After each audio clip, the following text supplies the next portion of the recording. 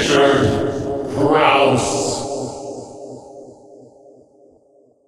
When I think of Queen Victoria, I always think of the famous photograph where she's all dressed in black, and it's very, and I think of her as being very uptight. I think of her as in mourning all the time. Why don't we know more about what I guess is the real Victoria? I think that was the very reason why Sarah Ferguson came to Graham with the idea. She just said, this is an extraordinary story, and it's, you know, and Julian Fellows spoke about it, you know, and no one knows about the passion and the love. Everyone knows about the sour-faced lady wearing a hanky on her head and looking like she's wants to, you know, top herself. And I think that it was really important to show that vibrancy that she had when she was younger. She was really the polar opposite, and so when Albert died, after them having the most passionate marriage, a little piece of her, I think a lot of her died with him, actually, and that's why she mourned him so ferociously for the rest of her life. Well, it really struck me that it wasn't just that it was a romance, which it was one of sort of maybe the great romances in public life anyway, but also they were really partners as well, and I guess business partners you would call them. Effectively, Yeah, tell me a little bit about what sort of research you would have had to do, just sort of because again, this is something that I didn't know about. I mean, I didn't know that he had sort of essentially created like the sewer systems in London and was an engineer and really, you know, changed people's lives.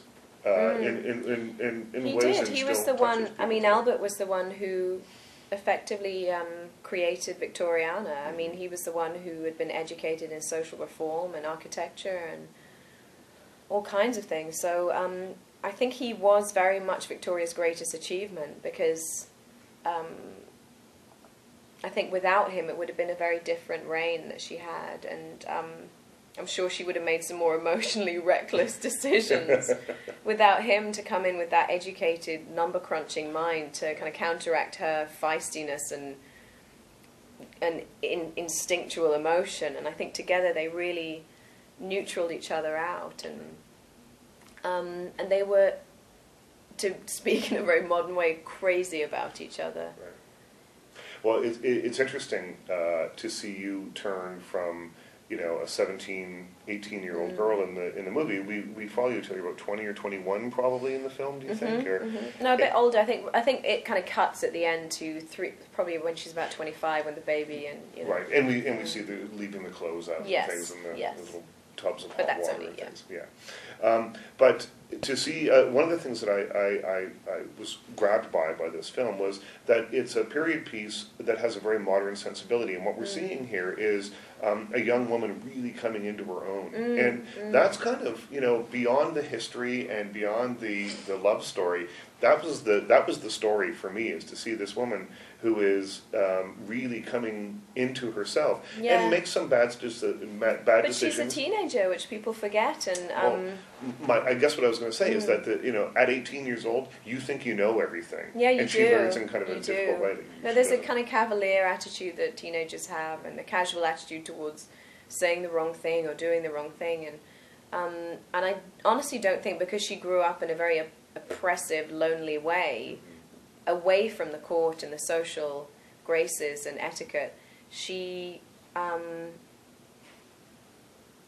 no idea actually that she was doing or saying the wrong thing. There was an irreverence that she had towards it, because she, you know, had led this very strange and sad childhood, so she was very much trying to assert her power. As soon as she came to that age, after that steely patience she'd had to endure for, you know, years with the mother and walking down the stairs holding the hand, I mean, it's unimaginably lonely actually. She wasn't allowed any friends, she couldn't read books, so she'd lived with the extreme of that ominous cloud, and then to be allowed only to go to the opera or the ballet. So she lived in extremes with that, and then she got to see beauty in all its wonder, and, you know, and her imagination would run wild. And so I think that's why she very much also wanted to marry for love, and not because someone told her to, partly out of a kind of teenage rebellious quality that she was like, I'm not going to tell you, I'm not going to do what you want me to do.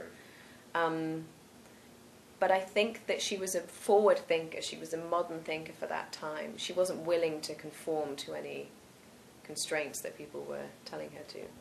Well, now I've read that you went to them and said, "I want to be in this." No, Is they. that, I mean, they'd sent the script and I read it, but I definitely made a real play for the part because I knew it would be one of those parts that people were going to hound, you know, because it was so rare and it was so well written, great gravitas. It was really it's hard to find that a film that's shouldered by a woman and a girl like that who was so remarkable and complex, and with that amount of responsibility. And so I did go in and meet them, and I just said I just love it, and I'm very aware that a lot of other people do as well, but I'd like you to give me a chance. Richard Crouse.